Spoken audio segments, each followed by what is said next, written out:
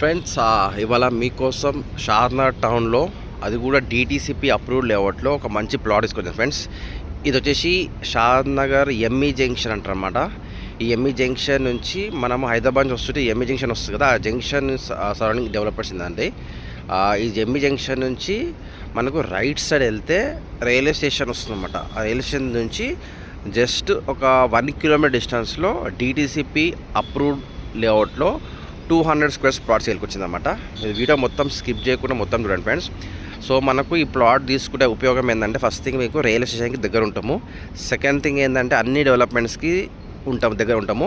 Plus area కూడా మంచి పాష్ development, మంచి ఏరియా అని చెప్పొచ్చు ఫ్రెండ్స్. మొత్తం బస్తీలా కాదు, మంచి ఏరియా అనమాట.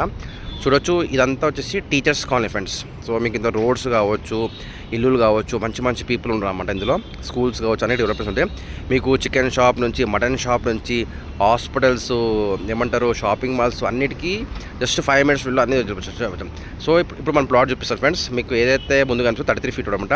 ఇంకైతే ఎదురుగా కడీలు కనిపిస్తున్నాయి కదా, ఆ కడీలు అన్ని ప్లాట్ మనకి సేల్కి వచ్చింది. 200 స్క్వేర్స్ అనమాట. అది డిటిసిపి లేఅవుట్. ముందు వచ్చేసి 33 feet ఉంది. ఆల్రెడీ ఈ ప్లాట్లో బోర్ వేసారన్నమాట ఆల్రెడీ. ఓకే, ఇది వెస్ట్ ఫేసింగ్ వస్తుందన్నమాట.